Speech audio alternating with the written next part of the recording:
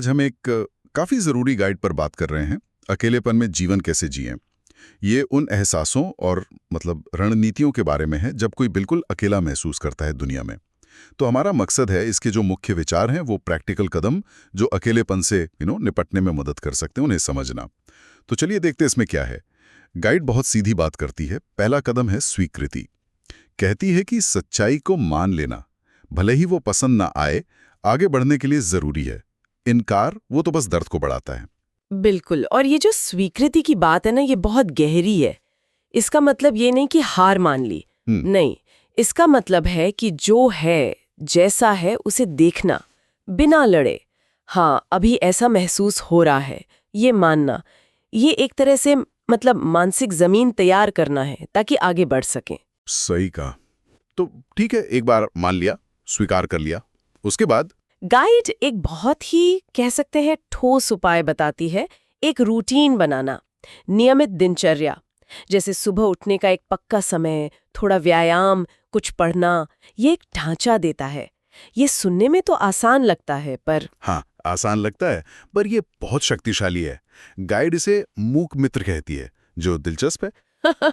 ये हर दिन एक तरह का सहारा बन जाता है और इसका मनोवैज्ञानिक असर भी है। ये अनिश्चितता कम करती है, दिमाग को एक दिशा देती है, और वो जो खालीपन होता है ना अकेलेपन में, उसे भरने में थोड़ी मदद करती है, एक लय देती है रोज की जिंदगी को। मूक मित्र, ये अच्छा फ्रेज है। ठीक है, तो स्वीकृति हो गई, रूटीन भी बन गया। अगला कदम है छोटे लक्ष्यों के जरिए जीवन में कुछ अर्थ ढूंढना, जैसे कोई किताब खत्म करना या कोई छोटा सा नया हुनर सीखना।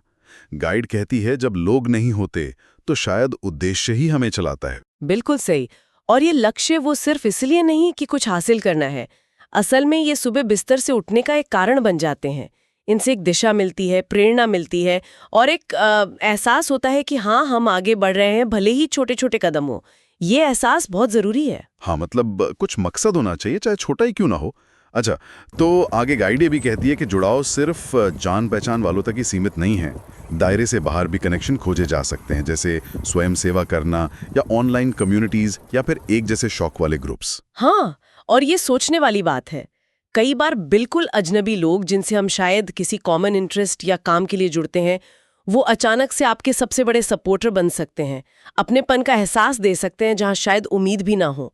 ये हमारी जो पारंपरिक सोच है ना कनेक्शंस को लेकर, उसे थोड़ी चुनौती देता है। सही है, कनेक्शन कहीं भी मिल सकता है। और फिर आखिरी और शायद सबसे निजी कदम, आत्म प्रेम। गाइड कहती है अपने आप से वैसे बात करें जैसे किसी अच्छे दोस्त से करते हैं।